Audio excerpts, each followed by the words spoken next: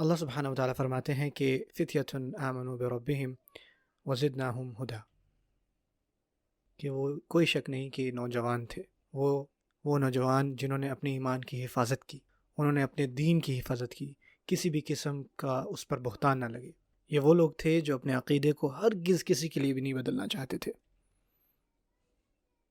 وہ بچتے بچاتے غار تک پہنچے اور ان کے پاس اور کوئی حل نہیں تھا۔ کیا عمر تھی ان کی؟ فتیۃ، وہ سب کے سب نوجوان تھے۔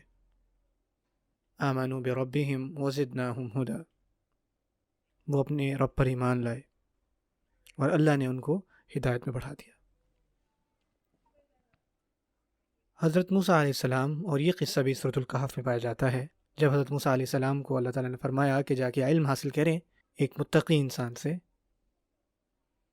تو اس سفر میں جاتے ہوئے موسیٰ علیہ السلام اکیلے نہیں تھے، ان کے ساتھ ایک نوجوان بھی تھا۔ اللہ تعالیٰ قرآن مجید فرماتے ہیں وَإِذْ قَالَ مُوسَىٰ لِفَتَاهُ، جو موسیٰ علیہ السلام نے اس نوجوان سے کہا جو ان کے ساتھ گیا تھا۔ کچھ مفسرون کا یہ کہنا ہے کہ ان کا نام یوشع بن نون تھا۔ وہ نوجوان جو موسیٰ علیہ السلام کے ساتھ گیا، انہوں نے بھی اس متقی اور صالح آدمی کی صحبت پائی، اور اپنی عمر کے اگلے حصے میں وہ بھی ایک لیڈر بنا۔ کچھ مفسرون کا تو یہ بھی کہنا ہے کہ موسیٰ علیہ السلام اور ہارون علیہ السلام کی وفات کے بعد اگلے نبی وہی بنے۔ میرے پیارے بہنوں اور بھائیوں، یہ قصہ یہاں پر ختم نہیں ہوتا، بہت ساری ڈیٹیل جو ہیں ان کو مختصر کر کے بتایا جا رہا ہے۔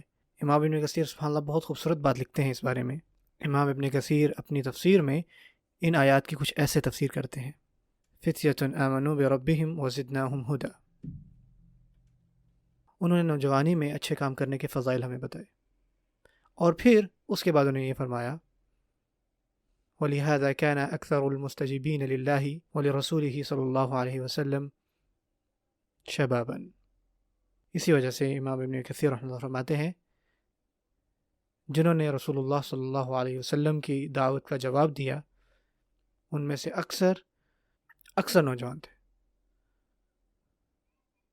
وَأَمَّا الْمَشَايِخُ مِنَ الْقُرَيْشِ فَعَامَتُهُمْ بَقَوْا عَلَى دِينِهِمْ وَلَمْ يَسْلَمْ مِنْهُمْ إِلَّا قَلِيلٌ، اور رہی بات ان کی جو عمر میں بڑے تھے قریش میں سے، اور ان میں سے سوائے کچھ کے اکثر ایمان نہیں لائے۔ اور امام ابن کثیر صرف تفسیر میں ہی ایکسپرٹ نہیں تھے، بلکہ وہ اور بہت سارے علوم میں بھی مہارت رکھتے تھے، جیسے کہ تاریخ ہے۔ اسی وجہ سے جو کتاب البدایہ والنہایہ ہے، یہ بھی تاریخ کی ایک عظیم کتابوں میں سے ایک شمار ہوتی ہے۔ جب انہوں نے اپنی بات مکمل کی، آپ رسول اللہ صلی اللہ علیہ وسلم کی تاریخ میں، ان کی سیرت میں یہ بات پڑھ سکتے ہیں کہ جتنی بھی سویلائزیشن تھی وہ نوجوانوں کے بغیر جس طرح تھی ویسے نہیں ہو سکتی تھی۔ جو رسول اللہ صلی اللہ علیہ وسلم نے جن 10 صحابہ کو، 10 مبشرہ کو جنت کی بشارت دی، یہ وہی لوگ تھے جو سب سے پہلے دین پر آئے۔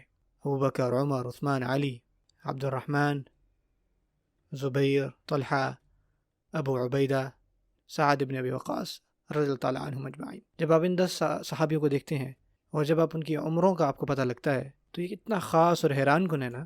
آپ خود سوچیں، آپ کو کیا لگتا ہے ان کی کیا عمریں ہوں گی؟ وہ سب سے پہلے لوگ جو رسول اللہ صلی اللہ علیہ وسلم کے ارد گرد تھے، اور آنے والے سالوں میں وہ سارے کے سارے لیڈرز بنے، اور جتنی بھی لیڈرشپ ہے انہی کے گرد گھومتی رہی، حتیٰ کہ جب عمر رضی اللہ عنہ فوت ہوئے تو عمر رضی اللہ عنہ نے اپنی لیڈرشپ دے دی تاکہ مسلمان انہی کو چوز کریں جو ان کے درمیان زندہ ہیں، اور یہ وہی لوگ تھے جو رسول صلی اللہ علیہ وسلم کے ساتھ تھے سب سے پہلے، کہ ان 10 میں سے صرف 3 لوگ تھے جن کی عمریں 30 سال سے زیادہ تھیں، حضرت ابوبکر، حضرت عثمان اور عبد الرحمن بن عوف رضی اللہ عنہم اجمعین۔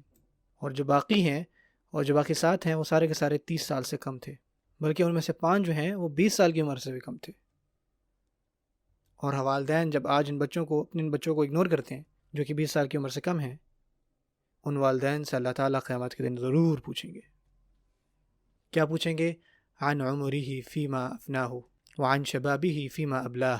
اور آپ بھی کبھی بھی ان سوالوں کا اللہ تعالیٰ کے سامنے جواب نہیں دے پائیں گے۔ آپ نے ویڈیو گیمز دیں، اسمارٹ فونز دیے، جس کی وجہ سے وہ اتنے گمراہ ہوئے اور اپنے اتنا وقت انہوں نے ضائع کیا، حتیٰ کہ نعوذ باللہ برے کام، بری چیزوں کو دیکھتے ہوئے۔ یہ سوالات ہیں، یہ کبھی بھی اللہ تعالیٰ کے سامنے ان کا جوابات نہیں دے پائیں گے کہ آپ نے اپنی جوانی کہاں لگائی، اپنی زندگی کہاں کھپائی۔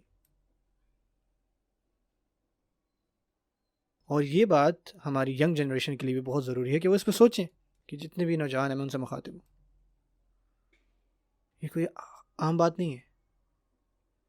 خاص کر نوجوانوں، میرے بھائیوں، اللہ تعالیٰ ہر چیز کے بارے میں آپ سے پوچھیں گے، ٹھیک ہے نا، جو کہ خاص کر اس ایج میں پہنچ گئے ہیں جہاں پہ دو کمزوریوں کا بہت زیادہ خیال رکھنا پڑتا ہے۔